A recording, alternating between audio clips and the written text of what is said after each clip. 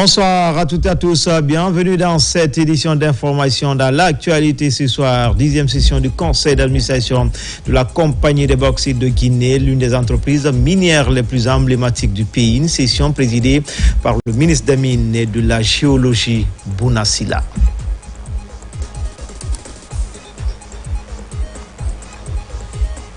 Et puis, dans la rétrospective des faits et événements qui ont marqué l'année 2025 à Guinée, place ce soir aux enjeux à cette année électorale jalonnée de plusieurs étapes, notamment l'organisation des audiences foraines, l'enrôlement biométrique et la mise en place des organes de veille et de supervision des élections. En déplacement, le ministre des Transports et des Travaux publics sur le chantier de la déviation Tédis-Kouria. Sur le terrain, les ouvriers s'activent. Le ministre Laye Sékou Camara tient au respect des délais contractuels.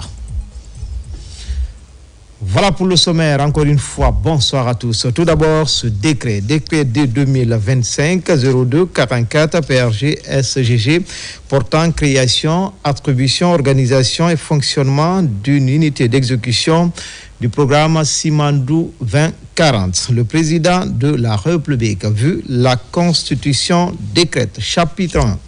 Disposition générale, article 1er, conformément à l'article 3 du décret D 2025-02-10 PRG-SGG du 1er novembre 2025 portant extension des attributions du comité stratégique de Simandou. Il est créé sous l'autorité directe du président de la République, un organisme public sui generis doté de la personnalité morale et de l'autonomie financière en charge de l'exécution et du suivi du programme Simandou 2040, dénommé unité d'exécution du programme Simandou 2040 Delivery Unit Simandou 2040. Article 2. Le siège de l'unité d'exécution Delivery Unit Simandou 2040 est fixé à Conakry. Il peut être transféré en tout autre lieu du territoire national répondant aux conditions législatives et ou réglementaires. Chapitre 2. Mission et attribution. Article 3. L'unité d'exécution a pour mission d'assurer les conditions prévues au présent décret, l'exécution et le suivi des projets et réformes propres au programme Simandou 2040, les projets du programme Simandou 2040 et les réformes du programme Simandou 2040.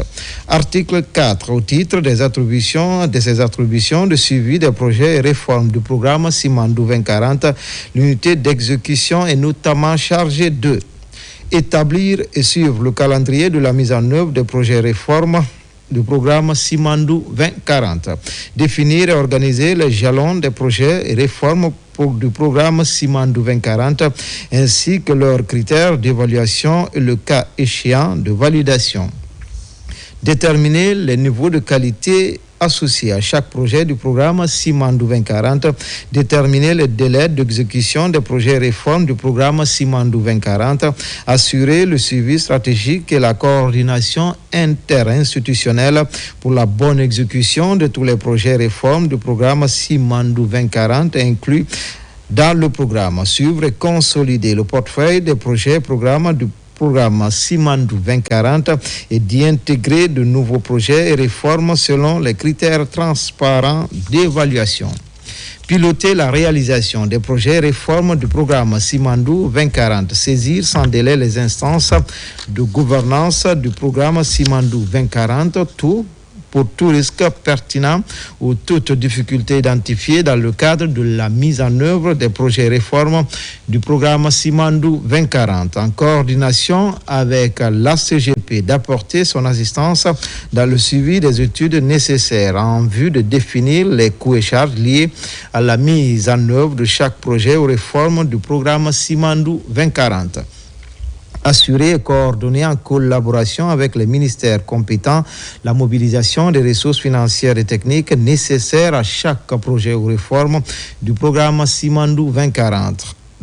4.2. L'unité d'exécution pilote le reporting et l'analyse des performances des différents projets et réformes du programme Simandou 2040. Elle produit et transmet régulièrement au président de la République et au comité stratégique de Simandou les rapports de performance du portefeuille des 10 projets et réformes du programme Simandou 2040. L'unité d'exécution peut requérir l'assistance des parties prenantes concernées par le projet et réforme du programme Simandou 2040 ou de tout professionnels compétents. Article 5. Au titre de ses attributions en matière d'exécution des projets du programme Simandou 2040, l'unité d'exécution est chargée de la mise en œuvre des projets du programme Simandou 2040 sous l'autorité du président de la République et sous la supervision du comité stratégique de Simandou et avec l'implication des cellules d'exécution ministérielle visées à l'article 17 ci-après du présent décret et placées sous la tutelle technique de l'unité d'exécution. L'organisation centrale de l'unité d'exécution et les cellules d'exécution ministérielles interviennent dans le cadre des projets du programme Simandou 2040 en tant que maître d'ouvrage public, maître d'ouvrage délégué ou selon toute autre qualification pertinente prévue à la loi L 2018-02-27 AN du 5 juillet 2018 fixant les règles de gouvernance des projets publics en République de Guinée. Dans le cadre des projets du programme Simandou 2040, l'unité d'exécution Delivery Unit Simandou est chargée des missions suivantes. L'organisation des projets, la programmation des projets, notamment leur planification et la passation de marché. La validation des études relatives au projet, la budgétisation, le financement des projets, l'exécution et le suivi des projets, la réception des ouvrages publics inclus dans le cadre des projets. L'unité d'exécution saisit sans délai les instances de gouvernance du programme Simandou 2040 de tout risque pertinent aux difficultés identifiées dans le cadre des projets réforme du programme Simandou 2040. Article 6. Les procédures opérationnelles, administratives et financières de l'unité d'exécution relatives aux projets et réformes du programme Simandou 2040 sont recensées et spécifiées dans un manuel de procédures. Ces procédures sont uniformisées et répondent aux mêmes critères indépendamment du type de projet ou de réforme considéré. Il en est de même des méthodes et outils de travail. Article 7. L'unité d'exécution assure la coordination opérationnelle entre les ministères, agences, partenaires techniques et financiers et les organes de gouvernance du programme Simandou 2040. Elle veille à cet égard à la conformité de ses activités avec les engagements contractuels avec les partenaires à l'échelle nationale, régionale ou internationale au regard du programme Simandou 2040. Article 8. L'unité d'exécution identifie et lève en temps réel les blocages, notamment juridiques, techniques et administratifs à l'exécution des projets et programmes, des projets et réformes du programme Simandou 2040, y compris via les cellules d'exécution ministérielles et ou moins de revues approfondies ou d'audits menés auprès des parties prenantes publiques ou privées. Article 9. L'unité d'exécution assure le suivi et la préparation des projets de textes législatifs et réglementaires nécessaires à l'opérationnalisation du programme Simandou 2040 et des projets et réformes du programme Simandou 2040. Article 10. L'unité d'exécution prépare et anime les comités de gouvernance du programme Simandou 2040 et assure leur suivi auprès du comité stratégique du Simandou. Article 3. Organisation et fonctionnement. Article 11. Pour accomplir sa mission, l'unité d'exécution est organisée selon un organigramme qui repose sur les éléments suivants. Un délégué général, une équipe de direction notamment constituée des directeurs sectoriels par pilier d'un directeur financier et du délégué général. Un agent comptable pour le fonctionnement de l'unité d'exécution, un contrôleur financier des équipes opérationnelles structurées par piliers secteurs prioritaires, des cellules et fonctions support, suivi, évaluation, financement, passation de marché, ressources humaines, communication, appui juridique, etc. Article 12. L'unité d'exécution est placée sous l'autorité du délégué général qui en assure la direction générale et l'administration et la représente auprès du comité stratégique de Simandou et des tiers. Le délégué central est nommé par décret sur propositions du comité stratégique de Simandou à l'issue d'un processus de sélection rigoureux. Il est révoqué dans les mêmes conditions. Le délégué général rend compte au président de la République sous la supervision du comité stratégique de Simandou. Le délégué général soumet à ce titre un plan d'action, un programme relatif au projet Simandou 2040 sur une base annuelle au président de la République et une présentation mensuelle du rapport d'avancement des projets Simandou 2040 au comité stratégique de Simandou. Ce rapport est ensuite présenté au Conseil des ministres par le président du comité stratégique de Simandou. Le délégué général est par ailleurs chargé de l'ordonnancement de l'ensemble des dépenses de l'unité d'exécution, du recrutement du personnel, de la performance globale et de la conformité et du reporting de l'unité d'exécution. Article 13. Le directeur financier au sein de l'unité d'exécution assure l'ingénierie financière, le contrôle de gestion et la comptabilité de l'exécution des projets du programme Simandou 2040. Article 14. Les directeurs de piliers de l'unité d'exécution coordonnent l'exécution de leur domaine dans leur domaine sectoriel appuyé par des chefs de projet et responsables de projet. Les directeurs de piliers adressent régulièrement au délégué général un reporting de leur activité. Article 15. Le directeur financier, les directeurs de piliers, les chefs de projet et les responsables de projet sont nommés par décision du délégué général à l'issue d'un processus de sélection rigoureux défini dans le manuel de procédure de l'unité d'exécution et en s'appuyant, le cas échéant, sur les services d'un cabinet de recrutement de renommée internationale. La nomination du directeur financier et des directeurs de piliers est en outre soumise à l'avis favorable du comité stratégique de Simandou. Article 16. Sans préjudice de l'engagement de leurs responsabilités civiles et pénales en vertu des dispositions applicables, chaque personnel au sein des différents services de l'unité d'exécution est responsable devant le délégué général des manquements dans l'exercice de ses fonctions. À cet effet, chaque personnel s'expose en cas de manquement à des sanctions disciplinaires applicables prévues par son statut et les textes régissant l'unité d'exécution. Article 17. Une cellule d'exécution des projets du programme Simandou 2040, cellule d'exécution ministérielle, est créée auprès de chaque ministère sectoriel qui en assure la tutelle administrative. Chaque cellule d'exécution ministérielle opère sous la tutelle technique de l'unité d'exécution. La cellule d'exécution ministérielle est exclusivement en charge des projets et réformes du programme Simandou 2040. Au sein du département ministériel auquel elle est rattachée, elle a pour objectif de contribuer au projet et réforme du programme Simandou 2040 relevant du périmètre sectoriel du ministère concerné selon les processus et outils définis par l'unité d'exécution. Chaque cellule d'exécution ministérielle comporte au minimum un coordinateur général et des chefs de projet délégués.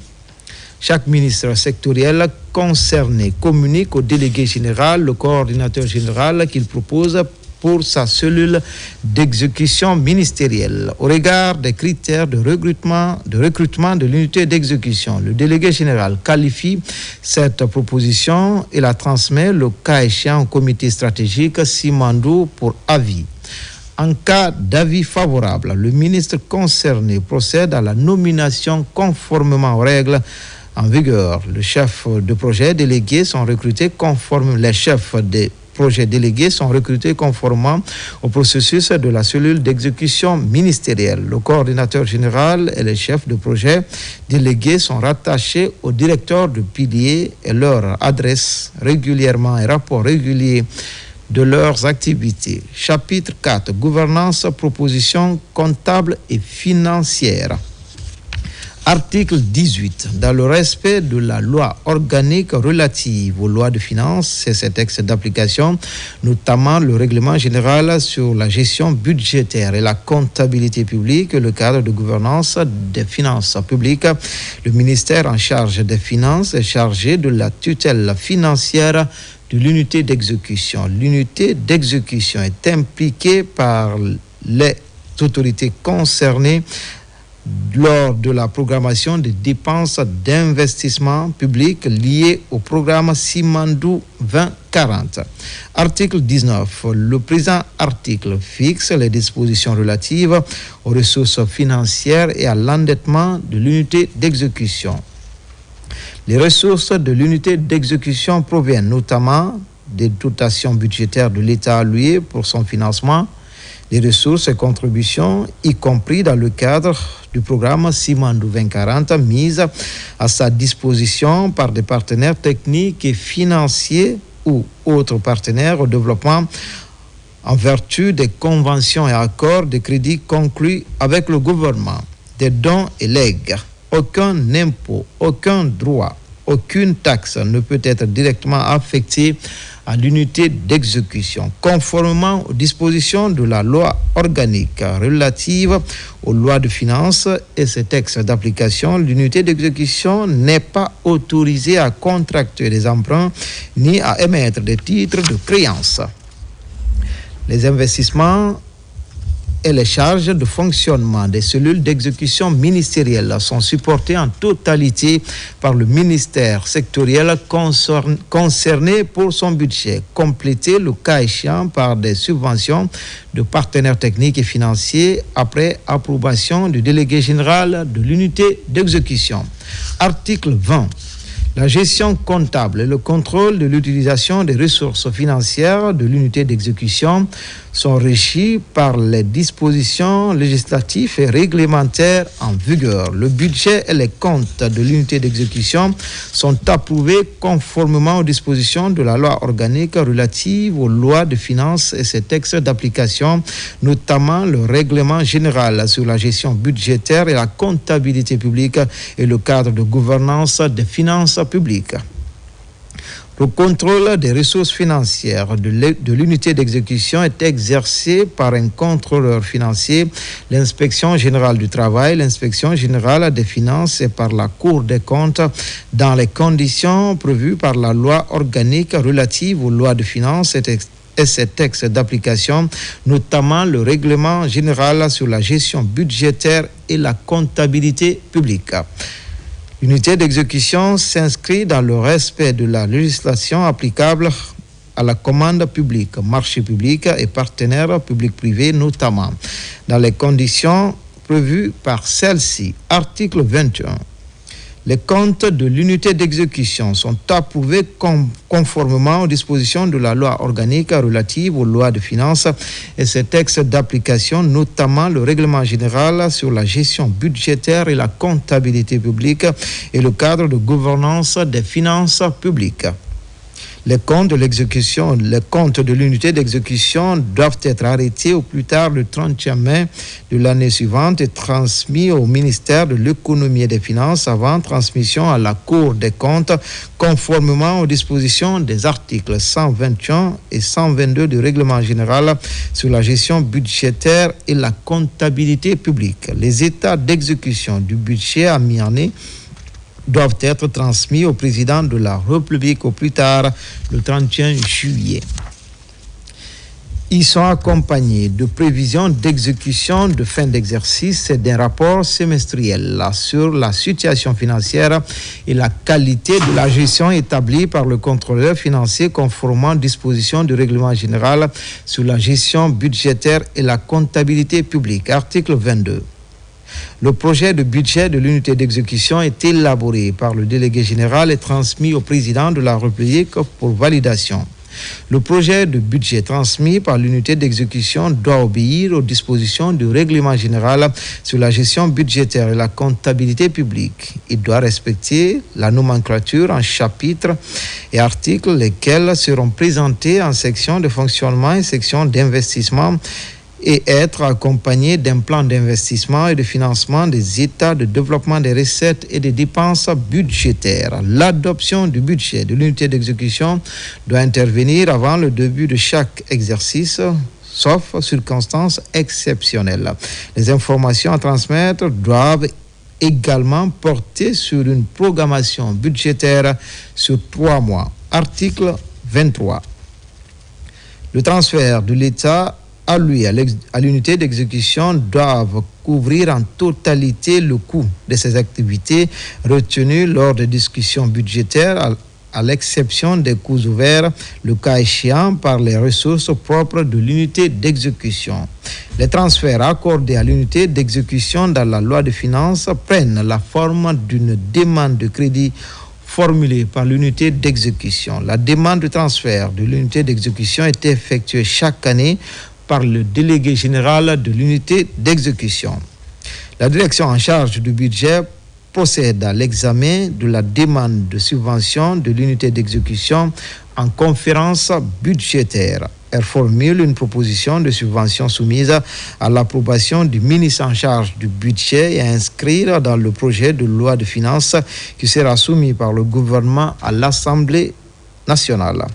Chapitre 5. Disposition finale. Dans un délai de 3 mois, à compter de la date d'entrée en vigueur du présent décret, le comité stratégique de Simandou valide l'organigramme détaillé, le manuel de procédure administrative, financière et comptable, le statut et le plan de recrutement du personnel.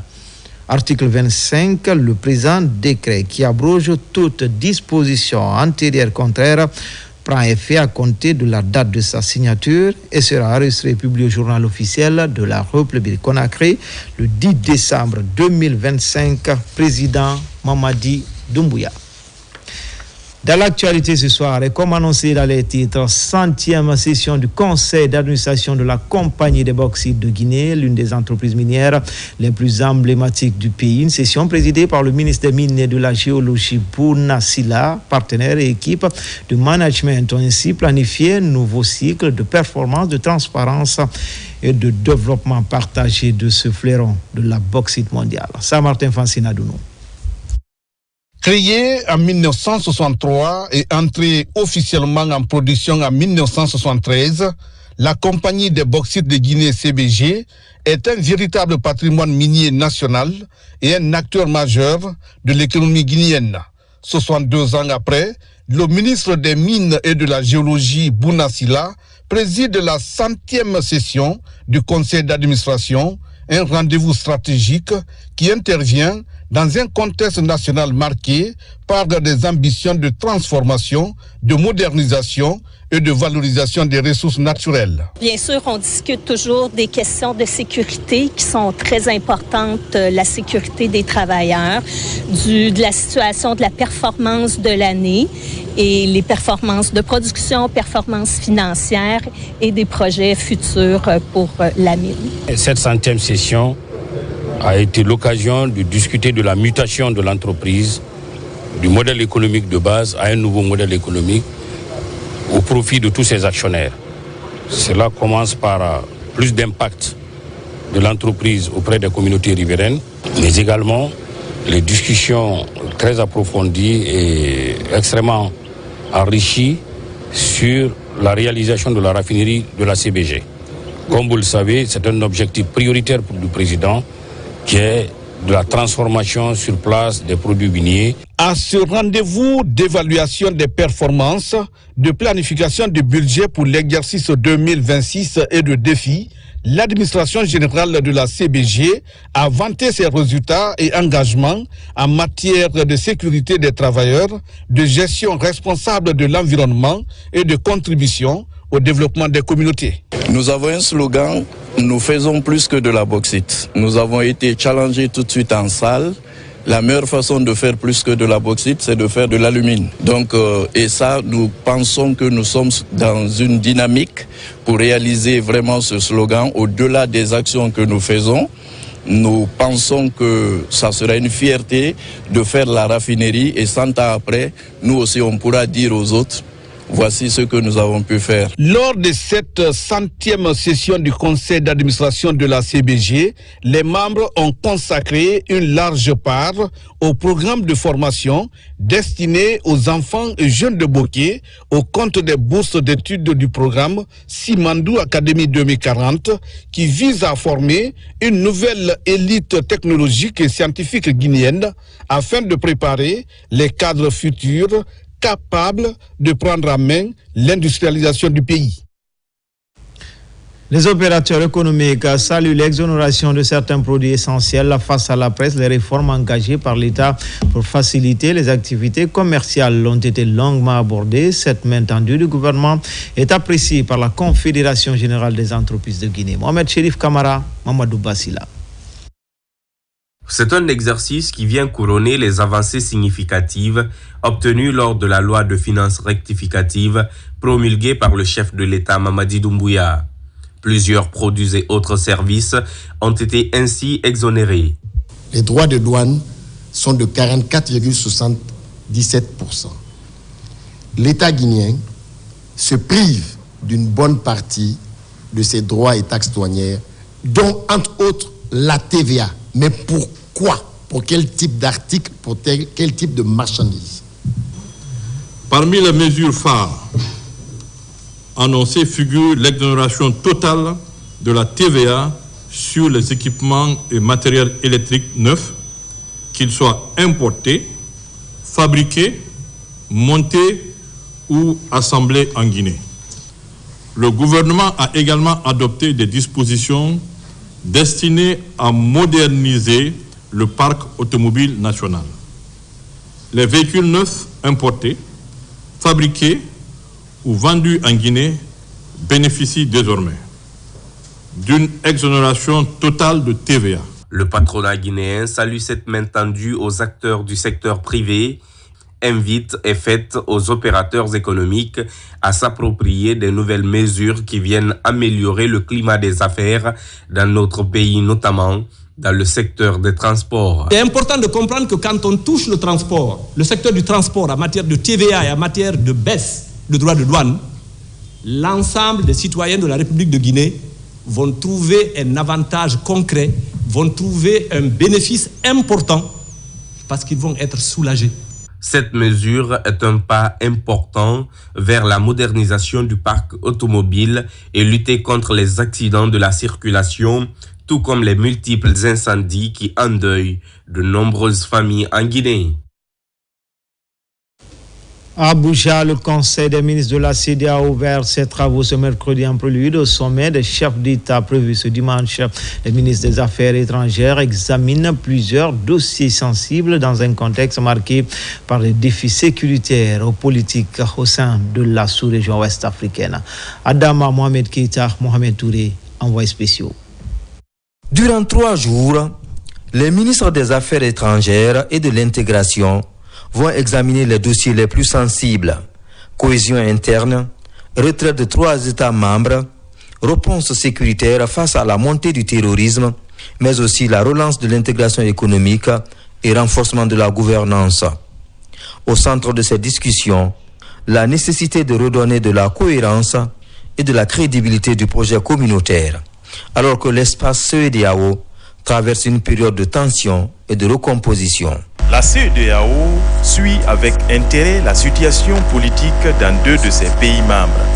Notre vision est claire: faire la promotion de la paix et la sécurité dans tout ce grand espace. La 95e session du Conseil des ministres de la CEDEAO, qui se tient en ce moment à Abuja, prépare aussi le 68e sommet des chefs d'État et de gouvernement qui va se tenir dimanche ici à Abuja. Plusieurs sujets seront abordés. Le Conseil des ministres devra également statuer sur les mécanismes de sécurité collective, l'harmonisation des politiques économiques et les réponses à apporter aux crises politiques récentes. Pour la présidence en exercice du Conseil, l'heure est à l'engagement et à la cohésion. Les États membres de la CEDEAO font tout pour maintenir la paix et la sécurité dans leur espace. Cela pourrait permettre de faire asseoir des bases de développement pour le bonheur des peuples. La présente session va aussi s'intéresser à la situation de ces derniers jours dans certains pays de la région. À Abuja, l'ambiance est marquée par une forte attente. Les conclusions de cette session ministérielle serviront de base aux résolutions du sommet des chefs d'État de dimanche. Un rendez-vous déterminant pour l'avenir de la CEDEAO, une région en pleine mutation. Une année finie, une année s'annonce. 2025 a été une année électorale en Guinée. C'est la matérialisation d'une promesse faite au peuple de Guinée par le président Mamadi Doumbouya, celle d'un retour à l'ordre constitutionnel. Pour y arriver, le département de la justice et de l'administration du territoire ont œuvré pour assurer l'ensemble des étapes du processus de l'organisation des audiences foraines à l'enrôlement biométrique en passant par la mise en place des organes de veille et de supervision des élections.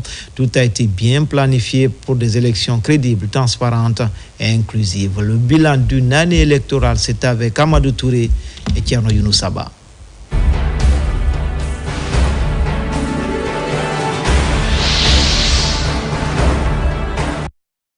Avec la volonté politique ferme du président de la République de retour à l'ordre constitutionnel en 2025, le département de la justice et des droits de l'homme et celui de l'administration du territoire et de la décentralisation se sont aussitôt mis à la tâche à travers l'organisation sur toute l'étendue du territoire national des audiences foraines.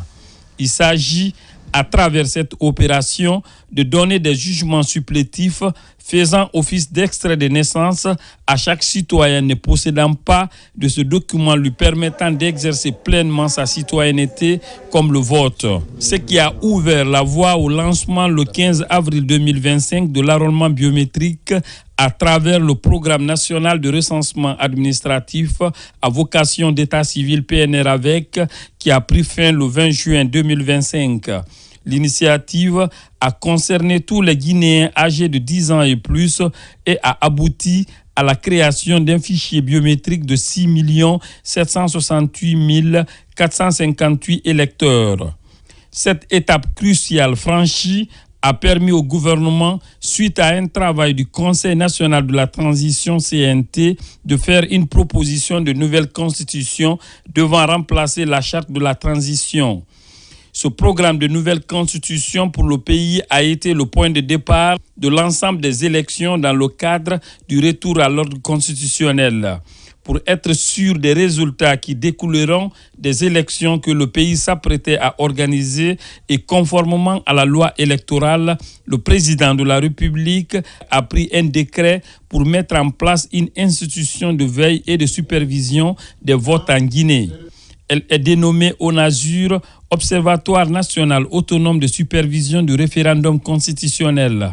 Ses membres ont prêté serment devant les juges de la Cour suprême avant leur prise de fonction. Et c'est dans ce contexte que s'est tenu le 21 septembre 2025 le référendum constitutionnel où les Guinéens devraient se prononcer par oui ou non sur une loi fondamentale devant guider les programmes du pays.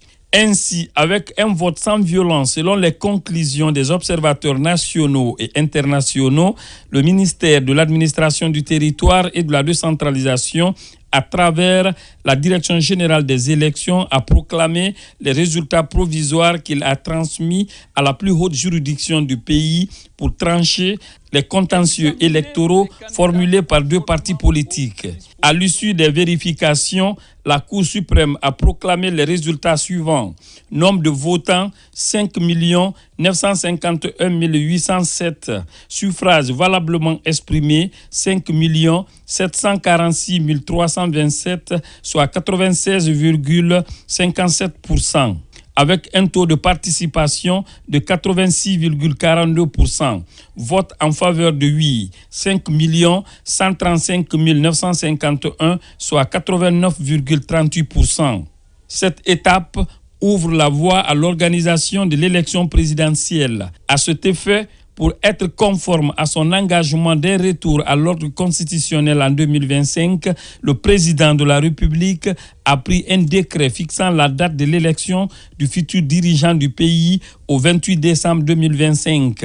Pour le faire, la Cour suprême a lancé la réception des dossiers de candidature. 51 candidatures ont été reçues par cette institution judiciaire. Pour examiner ces dossiers de candidature et connaître les aptitudes physiques et mentales de ces candidats à exercer dans la plénitude la fonction présidentielle comme consigné par la loi, un collège médical multidisciplinaire composé de 9 médecins est mis en place. Ces membres, issus du milieu sanitaire et reconnus pour leur professionnalisme et probité morale, ont prêté serment devant les juges de la Cour suprême.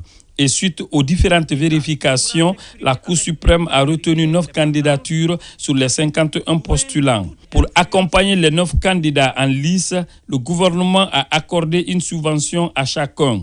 En plus de cet accompagnement, l'État guinéen, à travers la haute autorité de la communication HAC, a mis à la disposition de chaque candidat une équipe multimédia composée de 4 journalistes issus de la presse publique. Les équipes des 9 candidats ont reçu chacune les équipements professionnels modernes composés de caméras et accessoires et les tables de montage, tous offerts par la Direction générale des élections.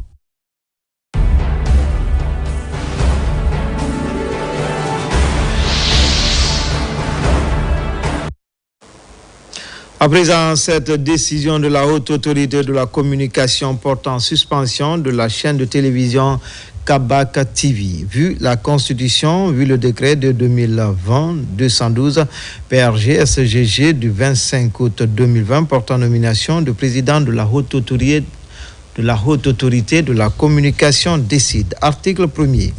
La chaîne de télévision privée Kabak TV est suspendue pour une période de 3 mois pour avoir reproduit en direct dans l'émission Téléro de ce mercredi 10 décembre 2025 des images dégradantes, des injures vulgaires, outrages à la pudeur et aux bonnes mœurs prises sur les réseaux sociaux portant atteinte à la dignité de 2 artistes guinéennes de grande renommée. Ce conformant aux dispositions de l'article 107 de la loi organique L 2010-002 CNT de juin 2010 portant liberté de presse et celle des articles 5 et 52 de la loi organique L 2020-0010 AN du 3 juillet 2020 portant attribution, composition, organisation et fonctionnement de la haute autorité de la communication. Article 2. La présente décision prend effet à compter de la date de sa signature, sera enregistrée et publiée au journal officiel de la République. Conakry le 10 décembre 2025 pour la haute autorité de la communication, le président Boubacar Yassine Diallo. Et puis l'intersyndicale de l'éducation suspend le mot d'ordre de grève lancé le 1er décembre dernier sur toute l'étendue du territoire national et invite les enseignantes et enseignants de Guinée à une reprise effective des cours ce jeudi 11 décembre à partir de 8h. Suivez.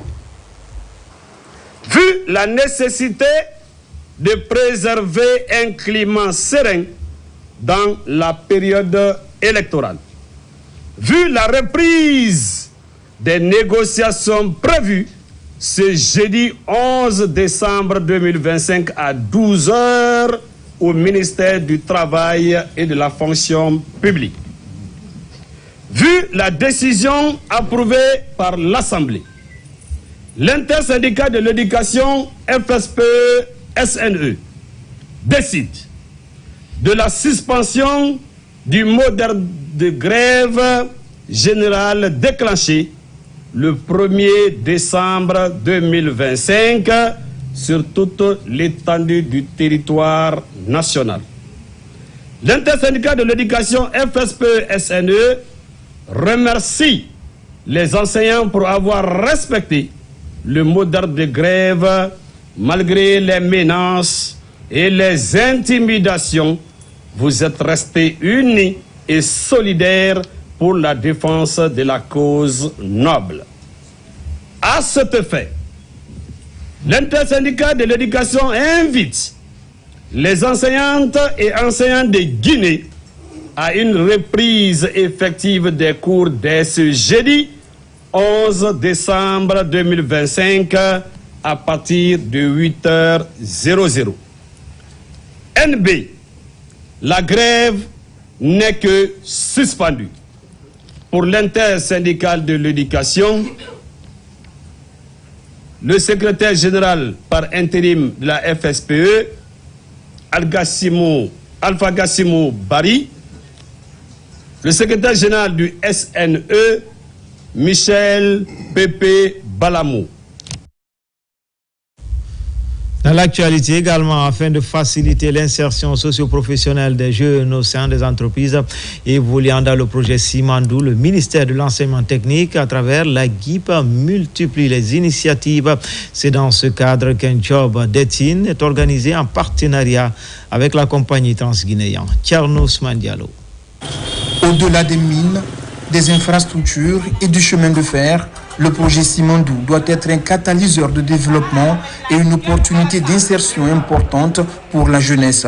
Ce job dating permet ainsi une mise en contact avec les sous-traitants de la compagnie du transguinéen afin de faciliter le recrutement au sein de ces entreprises. J'ai fait un stage pratique de perfectionnement à l'usine de Fria en qualité de soudeur et aussi en qualité de fabricant mécanique. Je suis sûr aujourd'hui j'irai quand même avec un emploi, s'il plaît à Dieu. Nous avons essayé de mettre en place tout ce qu'il faut comme dispositif et créer toutes les conditions qu'il faut en co-organisation avec la CTG. Et on a pu vraiment essayer de mettre à disposition plus de 300 jeunes qui vont se prêter à cet exercice aujourd'hui et dans le cadre du recrutement. Le ministère de l'enseignement technique, de la formation professionnelle et de l'emploi entend ainsi œuvrer à travers la GIP en partenariat avec la compagnie du transguinéen afin que les jeunes guinéens bénéficient d'emplois décents en tirant pleinement profit du projet Simandou. La vision du président de la République est très claire. Il faut que la CTG soit une société guinéenne pour les Guinéens. Notre stratégie de contenu local s'articule autour de 4 piliers. Premièrement, c'est l'emploi local. Deuxièmement, c'est donner l'opportunité aux entreprises locales. Et il y a aussi le transfert des compétences et le transfert de la technologie. Et finalement, le développement communautaire. Cette phase où le développement minier ne se mesure plus simplement en infrastructure, mais se mesure aussi en emploi direct de nos différents apprenants. Ce premier job dating est inscrit dans le cadre du programme Simandou Academy. Pour cette première phase, plus de 300 jeunes sont concernés, tous ayant été formés au préalable à la GIP sur les outils de recherche d'emploi avant la mise en relation avec les entreprises.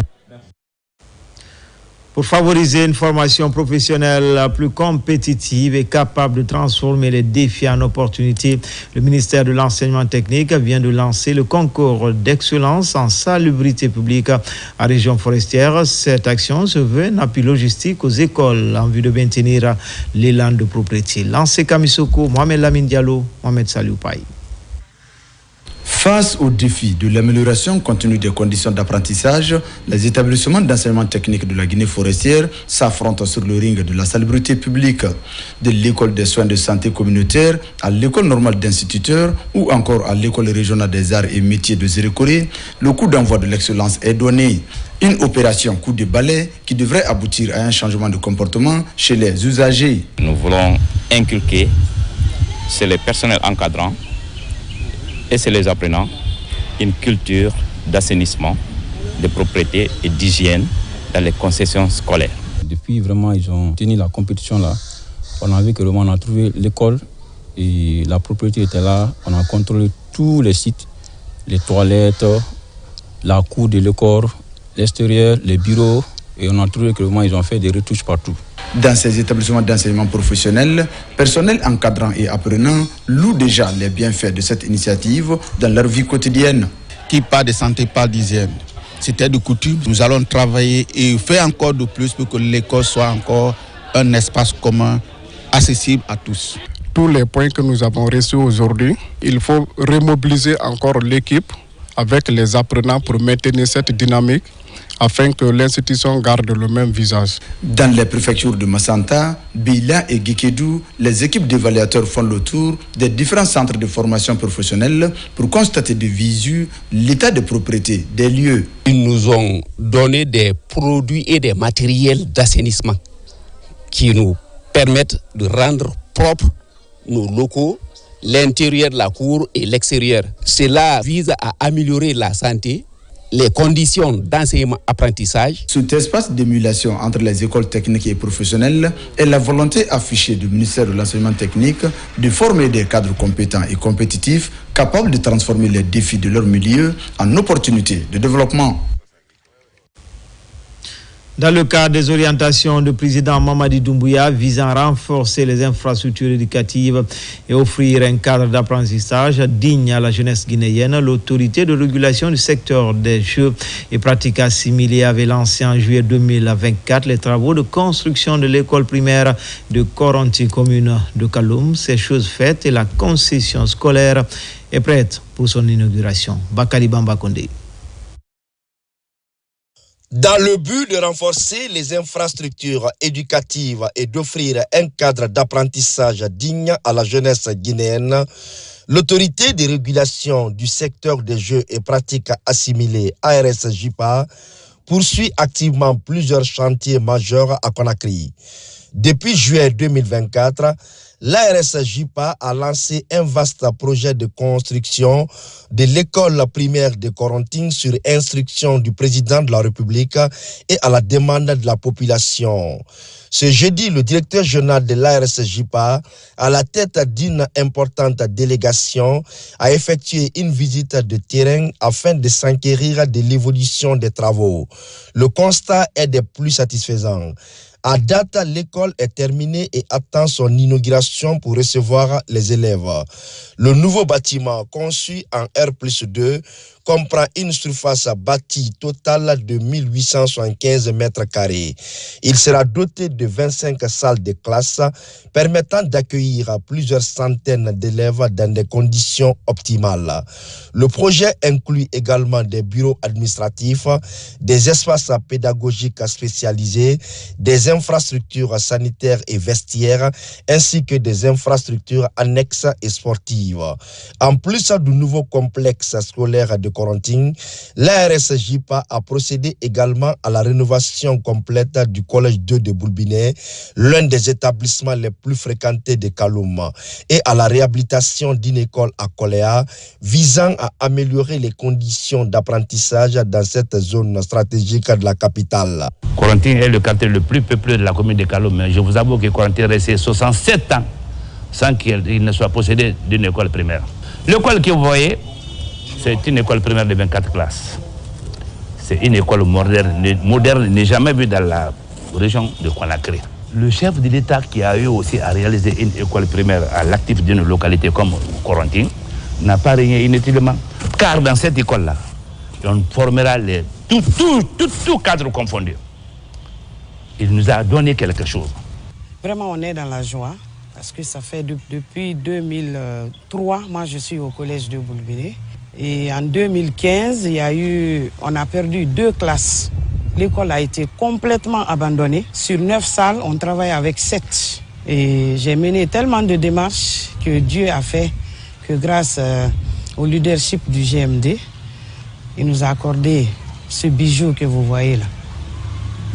Au lieu qu'on ait 9 salles, aujourd'hui on a 12 salles. Pour quelqu'un qui connaît l'origine de cette école et du bâtiment, surtout l'ancien bâtiment là qui a fait plus de 24 ans en souffrance, si on a quelqu'un qui vient renouveler cela, une entité, on sera que content. Et en même temps, remercier fortement monsieur le président de la République qui s'est distingué parmi les présidents.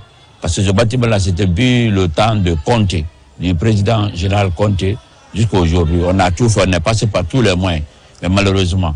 Et aujourd'hui, c'est au temps de Mamadi Doumbouya que cela a pu être réalisé. À travers ces projets structurants, l'ARS-JIPA démontre qu'elle n'est pas seulement un organe de régulation, mais également un partenaire stratégique dans la concrétisation des ambitions nationales en matière d'éducation. Ces investissements impulsés par la vision du président Mamadi Doumbouya traduisent une vision claire, bâtir une Guinée où chaque enfant, quel que soit son milieu, accède à un environnement scolaire de qualité.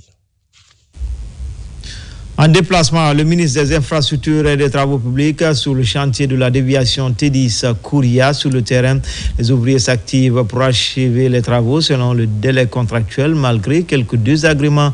Riverains et automobilistes saluent cette initiative présidentielle qui vise à lutter contre les embouteillages et rendre fluide la circulation routière dans le Grand Conakry. Images et commentaires. Depuis 2 ans, les travaux de construction et de bitumage de la déviation Kabylie-Kouria sont aux arrêts. Après plusieurs séances de travail avec les entreprises contractantes et la mission de contrôle, le travail reprend et le maître d'ouvrage intensifie le suivi rapproché pour accélérer la cadence des travaux de ce projet de priorité présidentielle. L'évolution a commencé, effectivement, mais à un certain niveau, il y a une certaine lenteur. Ça, il faut le dire. Mais quand même, le dernier lot, qui est le lot de Guitère, il y a une certaine satisfaction par rapport à l'avancée des travaux. Parce que ce n'est pas notre première visite, c'est pratiquement la 2e visite de terrain que nous avons effectuée sur ce chantier. Mais nous avons vu une grande différence entre ce qu'on avait pour le jour de la première visite et aujourd'hui. Après plusieurs études techniques du projet, l'infrastructure change de structure avec un nouveau dimensionnement. La géométrie de la route a un peu changé. L'ancien dimensionnement, c'était une voie de 3,50 m x 2, ça fait 7 mètres, plus la bande d'arrêt d'urgence qui est 2,50 m, ça te fait 9,50 m. Maintenant, avec les instructions de monsieur le ministre, de passer de 3,5 à 4,00, donc la voie a changé. Donc on a maintenant 8 mètres plus la bande d'arrêt d'urgence qui est 2,50 m, ça te fait 10,50 m, plus la voie latérale qui est 3,50 m. Donc le caniveau sépare la voie centrale à la chaussée, à la voie courante. Plus de 5 millions de tonnes de latérite doivent être dégagées ici à cause du relief accidenté de la zone. Une nouvelle expérience pour les entreprises nationales qui se partagent ce projet de 26 km en 3 lots. Aujourd'hui, le 3e lot exécuté par Guitère SA présente une image d'espoir. Dans le reste de l'actualité, soucieuse du bon déroulement du scrutin présidentiel du 28 décembre prochain, les autorités religieuses intensifient les campagnes de sensibilisation pour une élection apaisée et réussissent, d'où cette opération de sensibilisation des imams des 13 communes de Conakry. Et là, Soriba Bangoura, Marwan Kamara. Réunis autour des autorités religieuses dans la grande salle de réunion du centre islamique de Donka, les imams des 13 communes ont répondu à l'appel du secrétariat général des affaires religieuses pour discuter d'un thème central d'actualité. Sensibiliser pour prévenir tout discours haineux susceptible de troubler la quiétude nationale avant, pendant et après l'élection présidentielle. Le secrétariat a envisagé de rencontrer l'ensemble des chefs religieux, des imams, des prédicateurs des 13 communes de Conakry. Et aujourd'hui, comme une journée de lancement de notre rôle de sensibilisation, afin que l'élection se déroule dans les meilleures conditions, dans l'apaisement, dans le rassemblement du peuple de Guinée. Et nous avons orienté les imams comment communiquer pendant cette période très sensible. Et nous allons rencontrer les chrétiens aussi dans le même cadre. À l'issue de cette journée, les imams ont réaffirmé leur engagement à œuvrer pour la stabilité du pays. Un message fort envoyé à l'ensemble de la nation en cette période cruciale. On est prêt pour accompagner le secrétariat des affaires religieuses. Parce que l'islam, c'est la paix. Nous allons continuer toujours à sensibiliser la population pour maintenir la paix et la quiétude sociale. Cette mobilisation religieuse pourrait favoriser l'implication des guides religieux dans la prévention des dérives verbales et apaiser le climat politique pour une Guinée stable et solidaire. De leur côté, les fidèles chrétiens catholiques de Guinée ont célébré ce lundi la solennité de l'Immaculée Conception, une fête célébrée à l'honneur de la Vierge Marie. À l'archevêché de Conakry étaient nombreux ces fidèles venus prier et implorer la grâce de Dieu par l'intercession de la Vierge. Marie-Noël Simon Tolno pour en savoir davantage.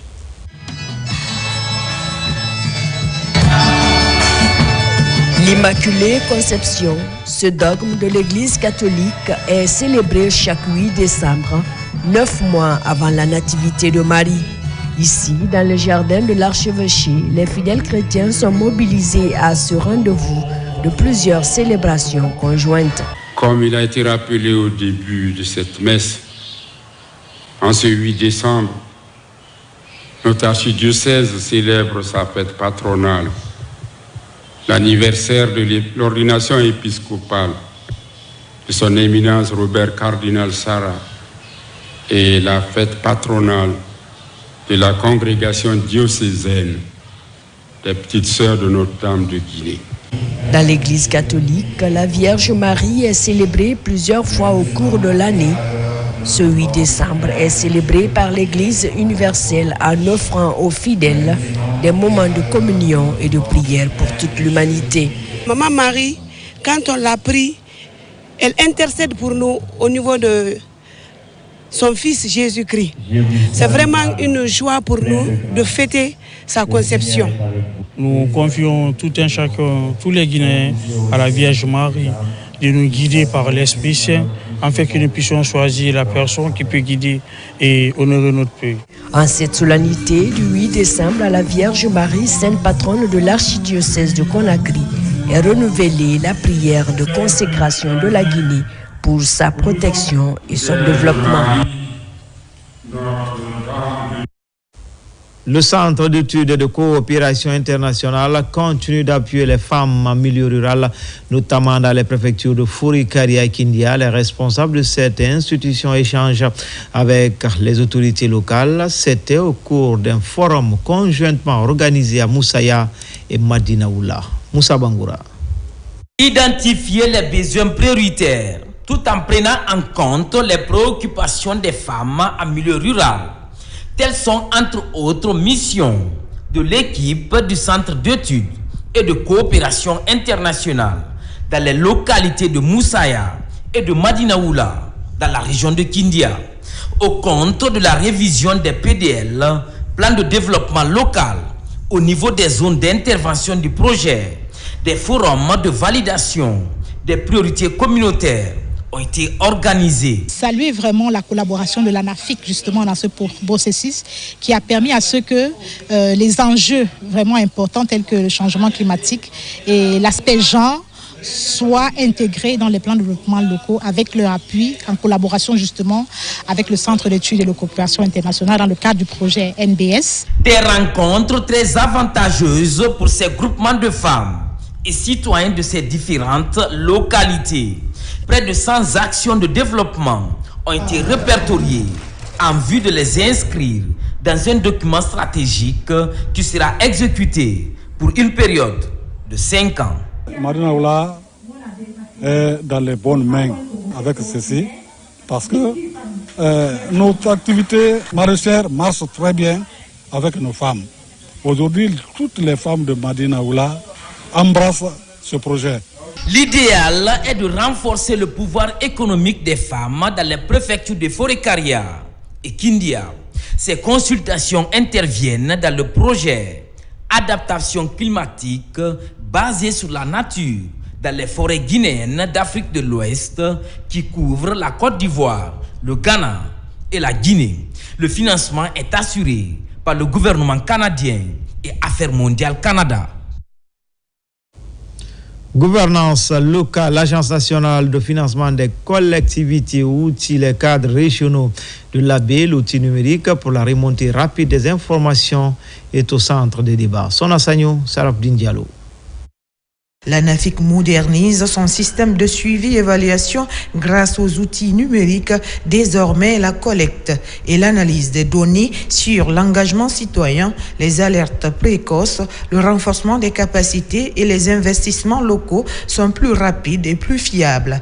Avec le SIGA, les acteurs peuvent enregistrer en temps réel toutes les informations liées aux activités de l'agence. L'importance de cette formation est que ça va nous permettre d'avoir une base de données solide en associant les ATEC qui vont saisir les PDL, ensuite qui vont saisir les PAI leur permettre de saisir les micro-projets, leur permettre de saisir les formations que nous déroulons. Les données que SIGA va mettre à disposition de la gouvernance pour nous permettre de suivre l'évolution de chaque commune rurale de développement et de chaque ATEC qui sont sur le terrain vont apparaître, les activités seront spécifiées, les activités seront contrôlées. L'ANAFIC mise sur la digitalisation pour améliorer la gouvernance locale. Les formations offertes permettent aux acteurs de maîtriser ces outils et de produire des données fiables dans leur collectivité. C'est pour un peu rendre efficace la remontée des informations en temps réel, parce qu'à chaque fois que des activités sont menées au niveau terrain, que les informations soient vraiment remontées en temps réel, afin de permettre aux décideurs au niveau régional aussi d'être informés par rapport à tout ce qui se passe sur le terrain. L'utilité de cette formation, de mon point de vue, c'est de nous permettre de faire une traçabilité de toutes les activités que nous menons dans les collectivités locales. Cet atelier sur la digitalisation du suivi des activités de l'ANAFIC vient renforcer les capacités déjà développées à travers le PAG L2. Dans la savane guinéenne, plus précisément à Sigiri, un nouveau centre de formation professionnelle en conduite des engins lourds et légers ouvre ses portes. C'est l'œuvre d'un fils du terroir qui entend ainsi contribuer à la création et à la valorisation de la main-d'œuvre locale afin de répondre aux besoins des entreprises minières. RTG Kankan et l'Arfoudi Bangali Fofana. Voici le centre flambant neuf disposé à livrer le savoir et le savoir-faire dans la manœuvre des engins lourds et légers. Son fondateur, c'est cet homme, un ancien employé de la SAG, aujourd'hui à la retraite après une brillante carrière de plus de 40 ans. Je suis condamné par le bon Dieu de créer cette école. Parce que la SAG m'a recruté en 1996 comme opérateur. Manitou. Donc j'ai été le chef d'équipe pendant 22 ans. Nos frères venaient, ils n'ont pas de qualification. Il faut les aider. L'école professionnelle est là. Il y a beaucoup de métiers là-bas. Même si tu arrives à avoir la notion d'un, ça peut t'accompagner jusqu'à la fin de ta vie. Dans ce nouveau temple du savoir, toutes les conditions sont réunies pour faciliter l'acquisition des cours théoriques et pratiques. Face à cet exploit, parents d'élèves et anciens collègues du fondateur ne restent point indifférents. Monsieur Samoura, il a montré qu'on peut partir à la retraite et faire d'autres projets qui peuvent aider aussi la communauté de Sigiri et de Bourg. Je tiens à signifier que la création de cette école vient fermer des prisons dans notre préfecture, en ce sens qu'elle va épargner les jeunes des jets de pierre ou du vol. La formation de la jeunesse guinéenne en engins lourds et légers s'avère une nécessité en vue d'une redistribution équitable des ressources financières tirées de cette exploitation minière. Dans le cadre de ces jours d'activisme contre les VBG, le service Genre et Équité du ministère de la Santé renforce les compétences du personnel soignant de 8 centres médicaux de Conakry. La prise en charge psychologique et humanisée des survivantes sera enseignée. Médecins sans frontières Belgique et Enabel appuient l'exercice. Hadia Toubari. Elles sont une quarantaine de sages-femmes réunies pour 4 jours d'échange et de mise à niveau. Cette session rappelle le rôle essentiel des sages-femmes dans l'accueil, l'écoute empathique et l'accompagnement des survivantes, souvent première personne à entrer en contact avec elles dans les structures sanitaires. Notre recommandation ici en tant qu'institution, c'est vraiment prendre toutes les dispositions idoines, de bien écouter les formateurs pour que ces outils ou bien ces enseignements soient pour vous et pour toute la population vraiment des liens solides pour barrer vraiment ces conséquences négatives au sein de nos populations. Il y a aussi des hommes violentés, ça existe. Le projet doit s'intéresser à ça. C'est vrai que la majorité chez les femmes, c'est des éléments aussi qu'il faut sortir quand on parle du genre et de l'équité. Les moyens existent en Guinée pour la prise en charge des VGB. Les modules portent notamment sur les concepts des VBG, l'examen clinique, la prise en charge des urgences, la prévention des infections sexuelles, des grossesses non désirées, mais aussi le soutien psychologique, souvent négligé, pourtant crucial pour la reconstruction des survivantes. En tant que professionnel de santé, vous êtes souvent les premiers points de contact pour les survivantes. Votre rôle, donc, est essentiel non seulement pour soulager la douleur immédiate, mais aussi pour préserver leur dignité, restaurer la confiance et les orienter vers l'accompagnement nécessaire. À l'issue de la formation, les 8 centres médicaux bénéficieront d'un personnel mieux outillé pour répondre aux besoins urgents des survivantes. Ce, pour garantir des soins équitables, non discriminatoires et respectueux des droits des survivantes, un principe clé de l'approche Jaré-Équité. La pollution de l'air reste un problème de santé publique. C'est dans cet esprit que l'OMS et le gouvernement guinéen s'activent sans relâche pour mettre fin à la problématique. Des documents stratégiques ont été élaborés par les parties prenantes et soumis pour validation. Bosman, pour en savoir plus. De nos jours, la problématique de la qualité de l'air s'impose. Au-delà d'un défi majeur, elle constitue une véritable urgence sanitaire et environnementale. Un phénomène lié à l'industrialisation, l'urbanisation croissante, le trafic routier, entre autres. Pour prévenir et gérer efficacement la pollution de l'air, ces acteurs se concertent pour la validation d'un rapport provisoire des documents. Il s'agit d'un plan stratégique et un schéma directeur. La qualité de l'air que nous respirons est aujourd'hui un enjeu majeur pour la santé publique et la protection de l'environnement. Et les défis liés à la pression anthropique sur l'environnement exigent une réponse cohérente, structurée et coordonnée. Et c'est dans cette dynamique que Madame la ministre de l'Environnement et du Développement durable a engagé, en collaboration avec l'OMS, l'élaboration des documents stratégiques, la stratégie nationale ainsi que son schéma directeur pour la surveillance de la qualité de l'air en République de Guinée durant les 5 ans à venir. Un partage d'idées et d'expériences permettant de recueillir les observations, les suggestions et les recommandations en vue d'améliorer la qualité du rapport avant sa validation. Votre expertise, vos expériences et vos recommandations seront précieuses pour assurer la cohérence, la pertinence et l'application de ces instruments stratégiques. Leur adoption constituera un tournant majeur pour notre pays en permettant le renforcement du cadre réglementaire, la mise en place de systèmes performants de surveillance de la qualité de l'air, la réduction progressive des émissions polluantes. Dans cette démarche, la Guinée est accompagnée par l'OMS pour l'épuration de l'air, gage certain de la santé humaine et environnementale. Tenu à Conakry de la 16e édition de Guinée Company Awards, initiative de la structure Think Tank Corp Guinée pour encourager les 50 meilleures entreprises guinéennes et africaines ayant participé activement au développement socio-économique. Isiaga Kamara, Amadou Bailobari. La 16e édition Guinée Company From s'est déroulée ce week-end dernier à Conakry, une initiative de Think Tank Corp Guinée qui vise à célébrer les entreprises guinéennes et africaines ayant marqué d'un cachet particulier le développement national et continental. Ce grand rendez-vous des entreprises guinéennes et ouest-africaines est placé cette année sous le signe de l'innovation, de la performance et du dynamisme économique qui s'inscrit en droite ligne avec le programme Simandou 2040. Aujourd'hui, notre pays se trouve à un tournant décisif. Les défis sont réels. Transformation industrielle, attraction des investissements, création d'emplois, structuration du secteur privé, renforcement de la gouvernance économique. Au cœur de ces enjeux, c'est tout le sens de ce forum. Une occasion pour les chefs d'entreprise d'exposer le contenu des programmes de leur entreprise dont l'efficacité a été remarquable au cours de l'année 2025. On a des partenariats avec des gros industriels parce qu'on constate quand même qu'il y a une montée à ce niveau-là. On fait des traitements d'eau.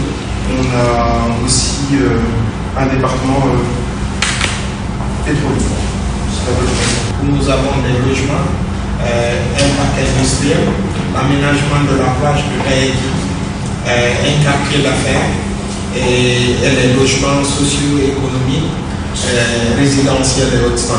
A rappelé que la structure Think Tank Corp Guinée couronne chaque année les 50 meilleures entreprises guinéennes et africaines qui se sont illustrées dynamiquement dans le développement socio-économique.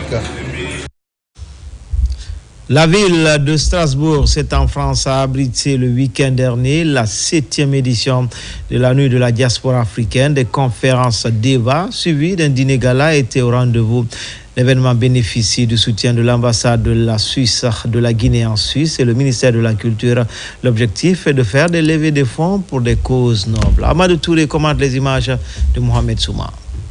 Dans le but de renforcer le vivre ensemble entre les Africains établis en Europe et promouvoir des programmes de développement en faveur du continent, la diaspora africaine a initié une rencontre annuelle. Elle est à sa 7e édition cette année et c'est la ville française de Strasbourg qui a abrité les festivités de ce rendez-vous de la diaspora africaine venue de toute l'Europe. La Nuit de la diaspora, c'est un espace d'échange, de débat, mais aussi de vivre ensemble pour mettre la diaspora africaine en lumière. Et l'objectif, c'est de partager, comme ça a été mentionné dans le thème, partager son héritage, oser, agir et vraiment créer un lien dans la communauté africaine.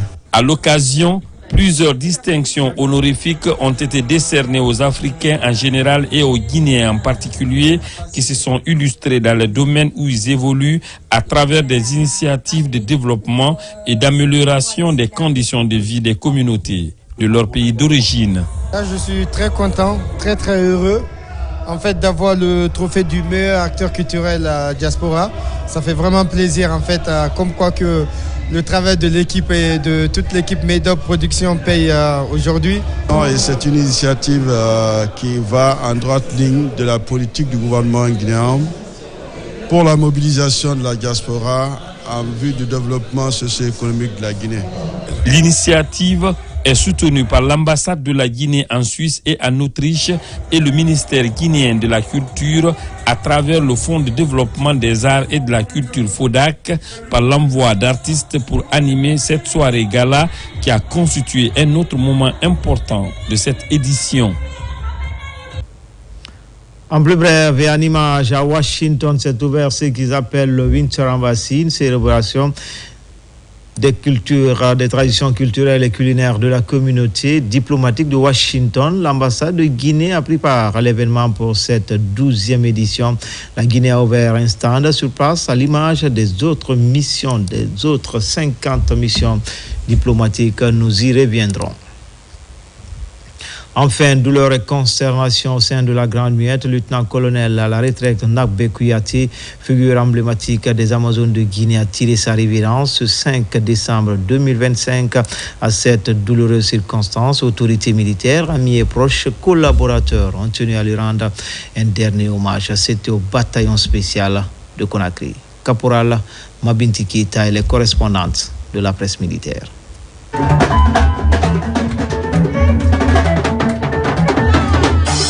C'est l'une des dernières prestations sur scène. C'était à la faveur de la célébration de la création de l'armée guinéenne. Elle a émerveillé le public malgré son âge avancé. Lieutenant-colonel à la retraite Nagbe Kouyaté, l'une des mères fondatrices de l'orchestre féminin des forces armées guinéennes, les Amazones de Guinée, dès la Première République, a tiré sa révérence ce vendredi 5 décembre des suites de maladie. Par sa performance et son dévouement, elle a su gagner le cœur du public guinéen et d'ailleurs. Lieutenant-colonel Nagbe Kouyaté, chancelière de l'Ordre national de mérite, membre fondatrice des Amazones de Guinée n'est plus.